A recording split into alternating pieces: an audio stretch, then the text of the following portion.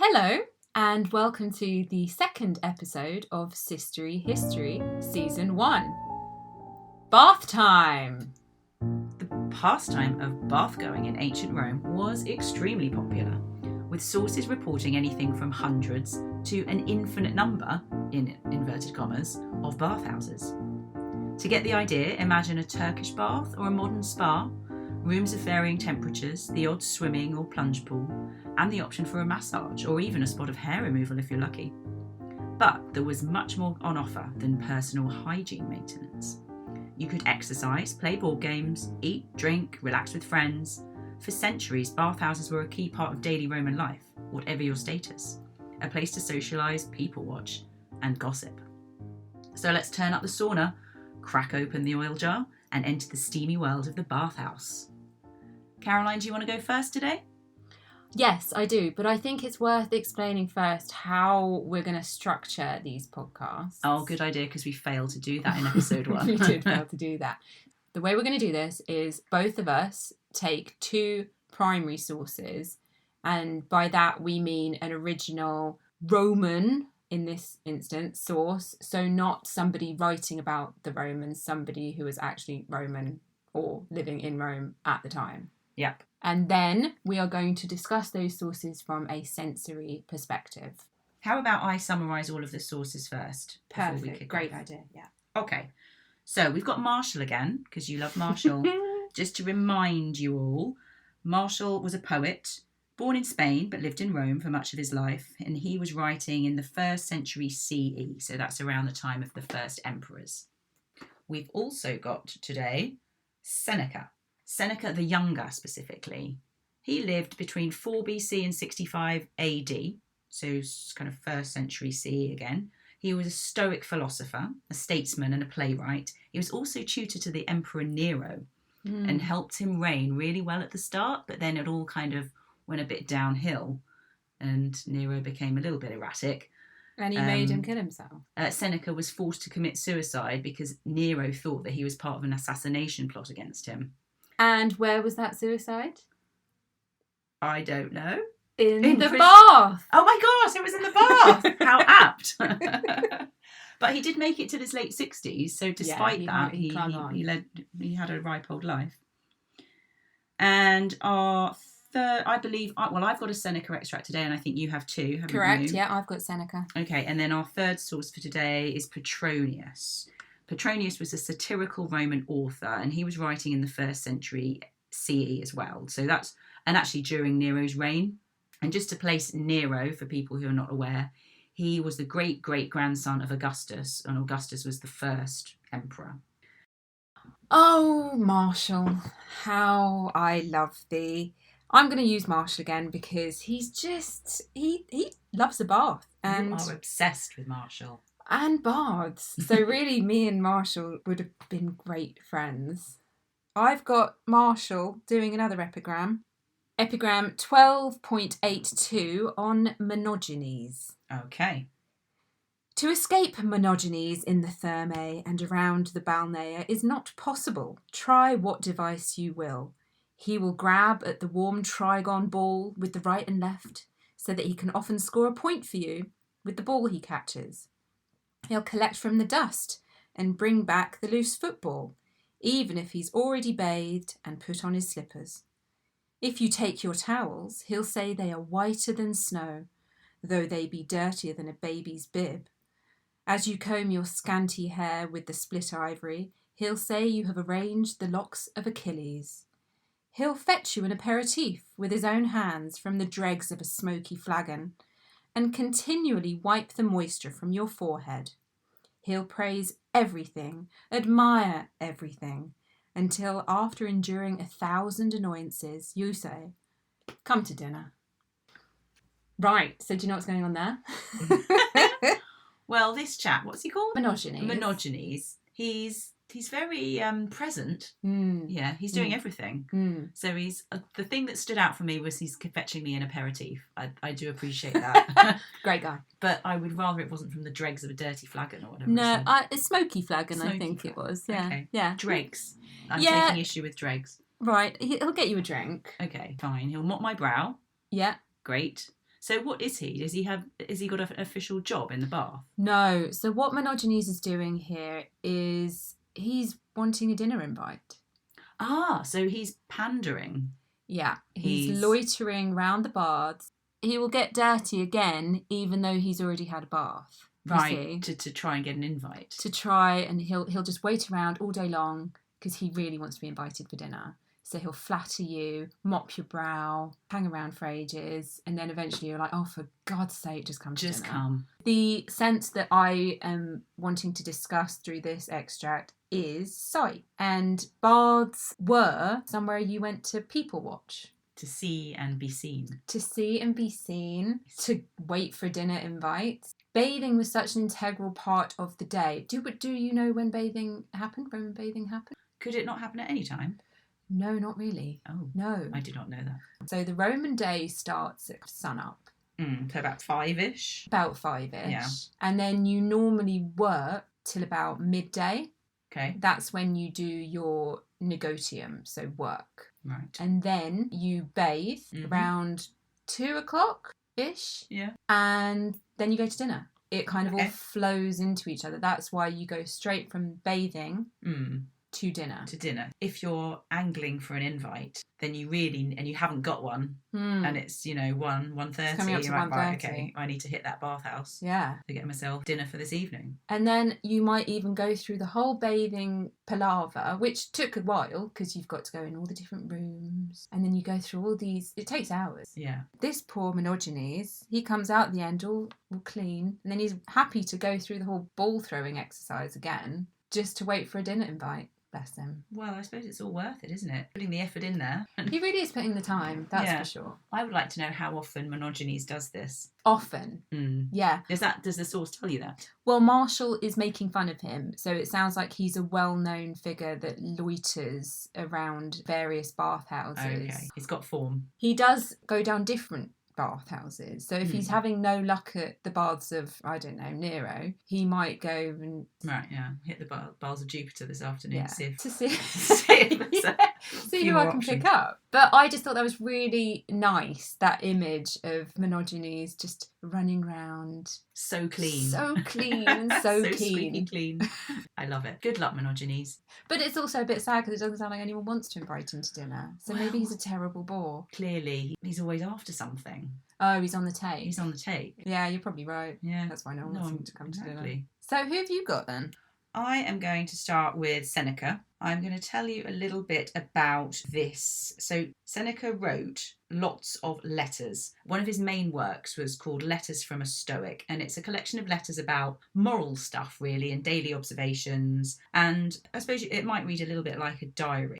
A Stoic is someone who can endure hardship without showing feelings or complaining. Marcus Aurelius. Yes, Marcus Aurelius. This particular extract, which is Letters 56, is talking about when Seneca moved to live in a particularly raucous part of the city to see if he could hack it. Of Rome? Of Rome, yeah. So he's seeing if he can maintain his stoic calm and composure above the noise and racket of this loud part of the city. And he's living quite near a bathhouse. I have lodgings right over a balneum. So now imagine for yourself all the different sounds which led me to loathe my own ears. When strong men are exercising and their heavy hands are throwing lead weights about, when they are either working hard or else pretend to be working hard, I can hear their grunts. And whenever they hold their breath and then let it go, I can hear their wheezes and heavy breathing. When I notice a lazy fellow, content with a cheap oiling and rub down, I hear the crack of the masseur's hand striking his shoulder. The sound changes according to whether the hand hits flat or hollow. Add to this the quarrelsome type, an arrest of a thief, and the man who likes to hear the sound of his own voice in the bath. Now add those who jump into the swimming pool with the din of splashing water. Now think of the thin and strident voice of the hair plucker, which he uses to get noticed, continually calling out and never quiet unless he is plucking hair and making someone else yell instead. Now the varied cries of the cake seller and the sausage seller and the confectioner and all the food vendors selling their wares with their own distinctive cries. Blimey. Right. There's a lot going on there. There's a lot going on. It's testing his calm, isn't it? It sounds like it. He's mentioning lots of different noises. It sounds more like a marketplace than a bath. I mean, there are a few that stick out, aren't there? Mm. There's the sausage seller. You don't normally get that down your leisure centre. You wouldn't expect that in a nice Avida spa setup, which is someone wandering around selling bratwurst. And the hair plucker. Sounds painful. They'd be in a different room, so you could get them in a spa setup today, but it does sound painful though. And I'm sure he's just piling on the examples for effect in this particular extract. But what I noticed, there was a fair bit of negative or kind of quite abrasive language. So strident, quarrelsome, striking, loathsome, quite negative. And this is Seneca writing a letter to somebody about this. So yes, he's writing about, specifically went to this loud part of the city to test himself, really. Yeah. See how good a stoic he was. I think he's reflecting that it's been a little bit of a challenge. He's not a good stoic. Well, maybe maybe this is his outlet. He hacked it to a degree, but now he's just having to let loose in a letter to his friend. Caroline, can you talk us through the bath experience? Of course I can. The process is, if you have a slave, you might send them ahead to get a good spot, to see if it's busy or not. Mm-hmm. There was a favourite time of the day to bathe, as we've discussed, after the work. 9th hour. But also that would mean that the water is hot enough. Mm-hmm. So you don't want to go when it's chilly. You don't want to go when the sun's setting. You want to go when it's nice and hot. You'd go into the changing room, undress. You would then be anointed with oil. Mm-hmm. And you go into the exercise yard to work up a sweat. So that's when you'd be throwing a ball around. You might do a spot of wrestling. You might do a bit of football.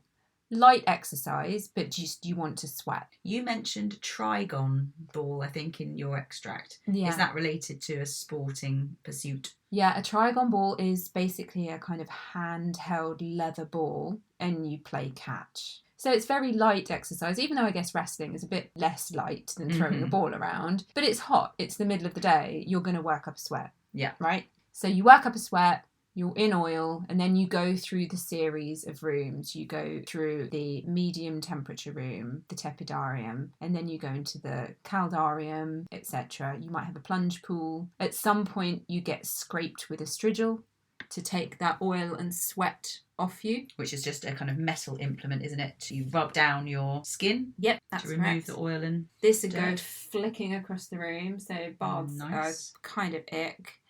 And into the water. So you've already been in water, by the way, with this oil and sweat and dirt on you. You've been outside in the dusty exercise yard. It's going to be it. Oh, and you've shared all of that with your immediate Roman friends. Yeah, all of your immediate Roman friends. Eventually you get scraped down. You might do a nice little cool plunge pool and you get rubbed with a towel at the end, anointed with perfume. And that sounds nice. You put on your sandals and you toddle off home. Okay, and maybe to dinner. Maybe to dinner, exactly. But this, as you can probably imagine, probably takes like a good 2 hours. So it's not like you nip into the shower and you're done. You spend a lot of time at the baths. And in my head, going to the baths when it's quiet and not many people around sounds ideal, but not for the Romans, I'm guessing, because this is very much a social hub of activity, looking for dinner guests and dinner invitations. So actually, the more people, the better. You've kind of hit the nail on the head there, Laura. Nice. I mean, if you're a Roman, going to the baths is the peak of your day. This is what you do. It's where it's at. Back to the source. So if you've got people there angling for their dinner invites, where does the sausage seller come in? So obviously you're there for quite a long time and you might want a snack. I kind of liken it to going for a swim at the leisure centre and then maybe getting a Twix from the vending machine. Okay, fine. I'm completely okay with that explanation. It's not somewhere you'd necessarily want to have a full-on dinner. It's more of a snack because remember you're spending like 3 hours there. I suppose you may have done some light exercise in the sun. Yeah. You need to stock up the energy levels. If you're monogenes, you've been there for like 6 hours already. He's going to need several Twixes. He really is. Maybe a Caramac. So to finish off with Seneca, I was focusing here really on the noise element. He's mentioned lots of different noises. So the crack, the cries, the thieves, the sausage sellers, the cake sellers, the people thieves. Jumping into the pool, people yelling, the hair plucker. So it's very, very hectic. I just took away that it sounds hectic. It sounds noisy, very noisy. Lots of different noises going on all the time. Not a relaxing experience. and certainly not one that I would associate with bath going. Well, you know when you go to a spa today and they speak in very hushed voices and they're padding around and they've got special slippers on and there's the plinky plonky music, you know, and that kind of thing. Yeah. It sounds like everyone's yelling and crying and splashing and sausages flying everywhere. Sausages everywhere. It was a public service, really, wasn't it? The baths. It was a and life. It must be quite weird to literally bathe in front of everyone. I know they went to the toilet in front of everyone as well, so it's very out there. This blurring of lines between public and private comes to... I wouldn't like it at all. Absolutely not. Okay, so next up, Seneca again? We have Seneca. Nice. One of his epistles, one of his letters to his long-suffering friends, I can only presume. He whines, doesn't he? I think he just needs to let it all out. Yeah. Must be a problem with Stoics, perhaps. They're so studiously keeping everything in that every now and then it just explodes. So this one, he's written to, dunno, actually, one of his mates. This is Seneca Epistles 86.8. In the bars of Scipios, there are tiny chinks, you cannot call them windows, cut out of the stone wall in such a way as to admit light without weakening the fortifications. Nowadays, however, people regard baths as fit only for moths if they have not been so arranged that they receive the sun all day long through the widest of windows. If men cannot bathe and get a coat of tan at the same time, and if they cannot look out from their bathtubs over stretches of land and sea. So it goes.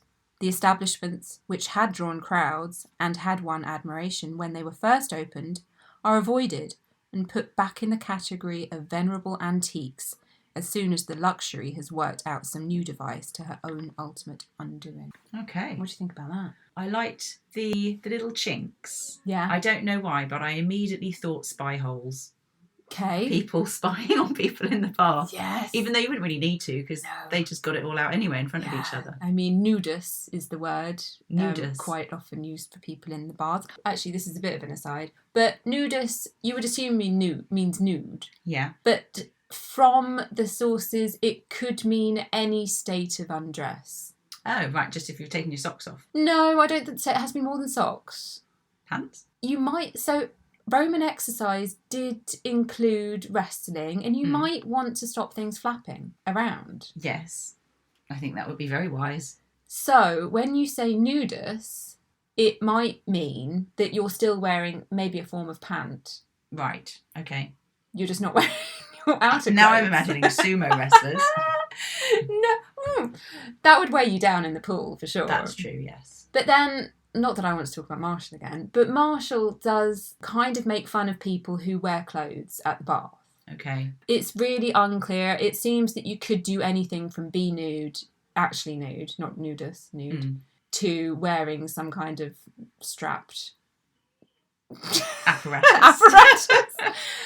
You don't want to go in completely. You're not going to be clothed at the baths. And remember, these are mixed facilities. Yes, but I suppose the spy holes wouldn't gain you much, would they? If you've kind of got the wrong end of the stick with that. We really diverted that. We really did. So back to the epistle. I like the idea of being able to get a tan while one's in the bath. Yeah. Sounds very nice. The sense that I want to focus on here is taste. Taste? But not taste in the sense of food. Mm-hmm.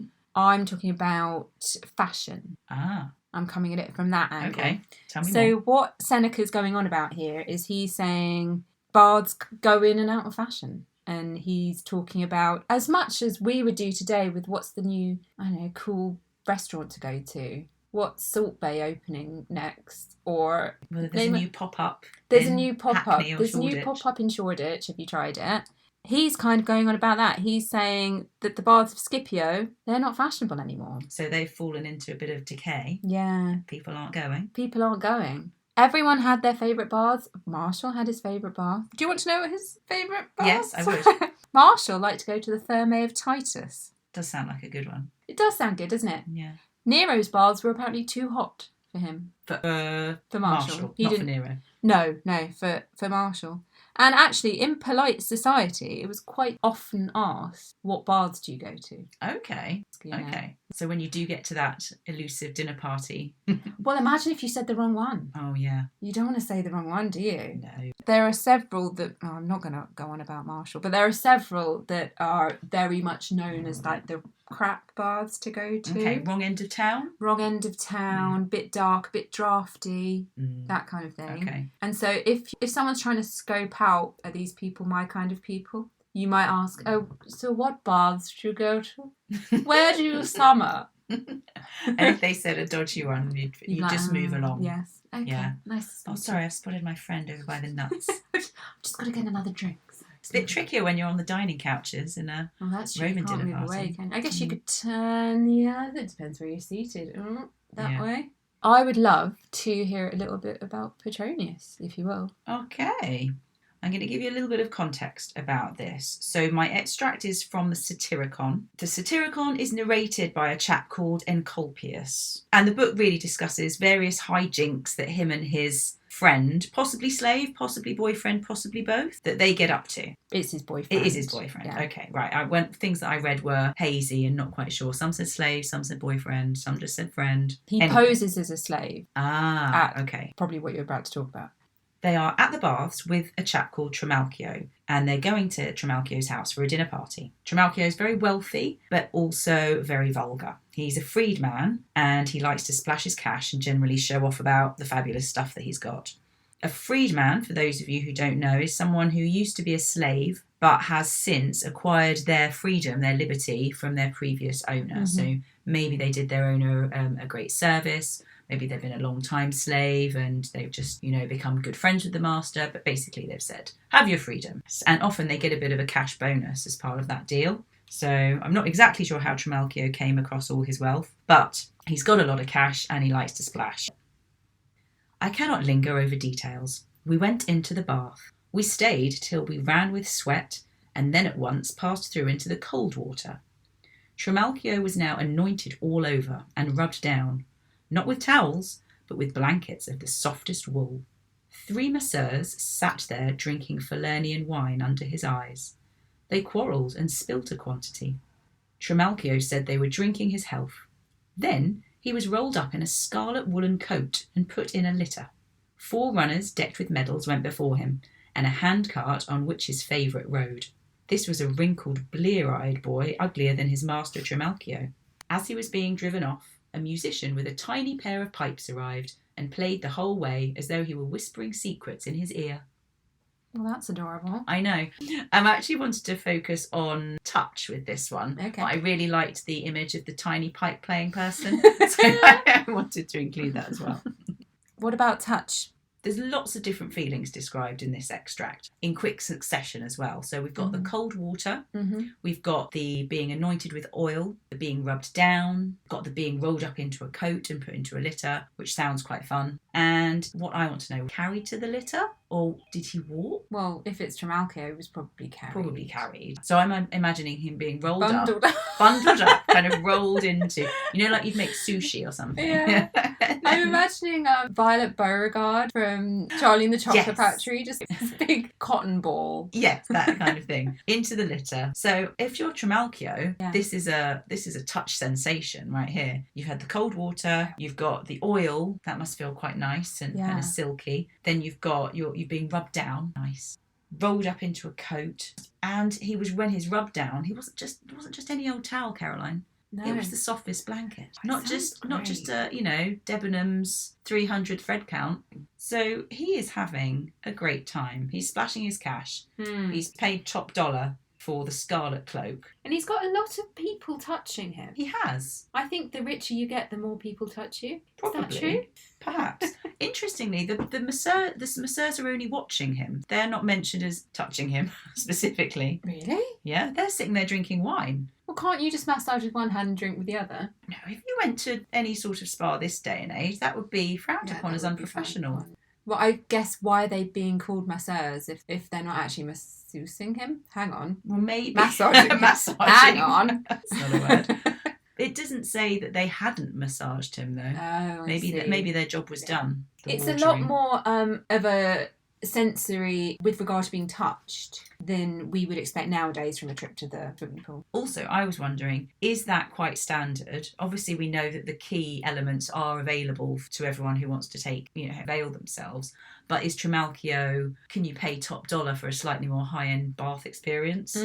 Rather than, for example, the towel, you've got your basic with the towel, or you've got your platinum. Where you've your got platinum level. Yeah, where you've got the super soft blanket and the scarlet cloak rolling.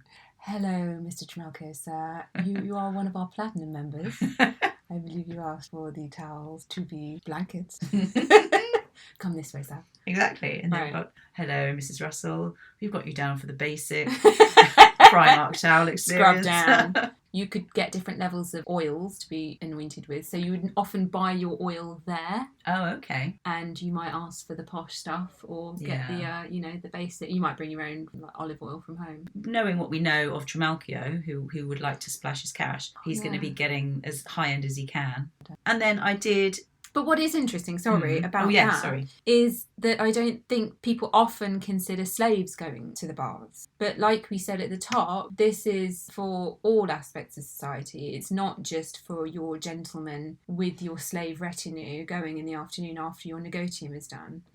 This is everyone. It was women, children, slaves. Marshall obviously has an extract where he mentions a dinner guest who comes early. And all his slaves are at the bath. Oh, okay. So he has to go and fetch them back. Quick. To attend his dinner guest. Yes. I was talking about fashionable baths and unfashionable baths earlier. I don't know, maybe if you're a slave you would go to the cheaper baths. Maybe you wouldn't go to the Thermae of Titan. And maybe you'd go to the rubbish ones that are windy and cold and with got the spy holes. Chinks for windows, with the spy holes. But I think it's important that everyone went. Yes. This was for every single person in society. And in fact, some of the large landowners and villa owners, they would have bath complexes in their properties, wouldn't they? So would you expect that the slaves and the household slaves could use those as well? Or would they have separate places to go? So I don't know that specific answer, but I do know that Trimalchio has his own baths.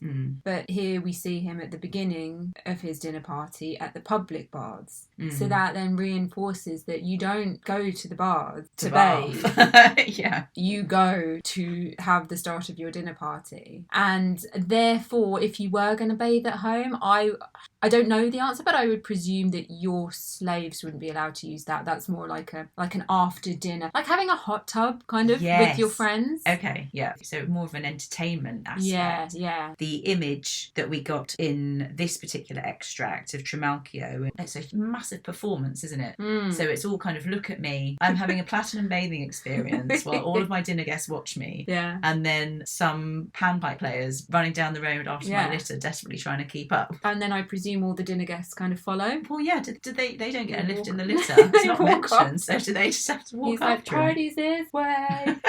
like having a conga line to your house. From the leisure centre. Yeah, I can see why you like him. But I can see why he is much derided. And I will leave it give there. Him a break.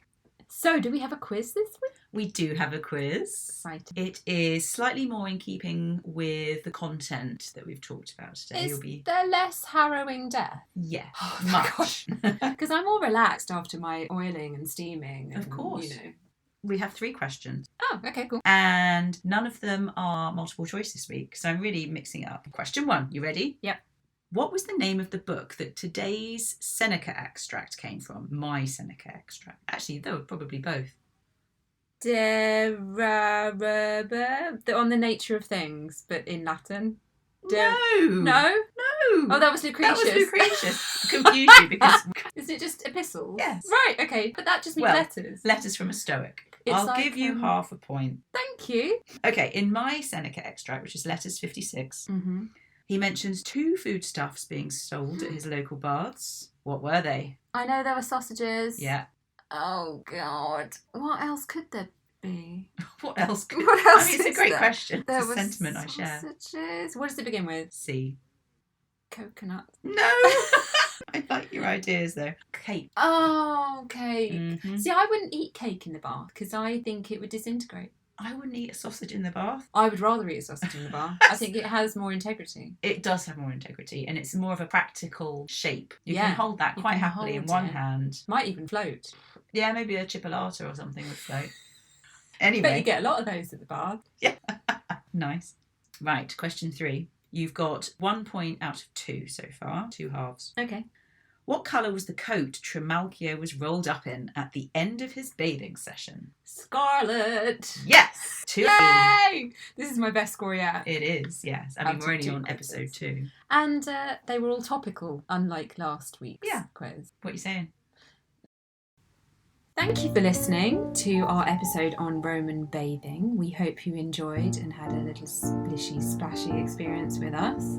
Next week, we are going to talk about dinner parties. And isn't that great? Because it leads right on from the bath. Indeed. See you next time. Bye, folks. If you liked what you heard today, then please do take the time to like or subscribe to the podcast. You can find us under Sistery History on Instagram or email us at sisteryhistory@gmail.com. Special thanks to our composer Alice Morgan. You can find her on Instagram under Miss Alice Keys.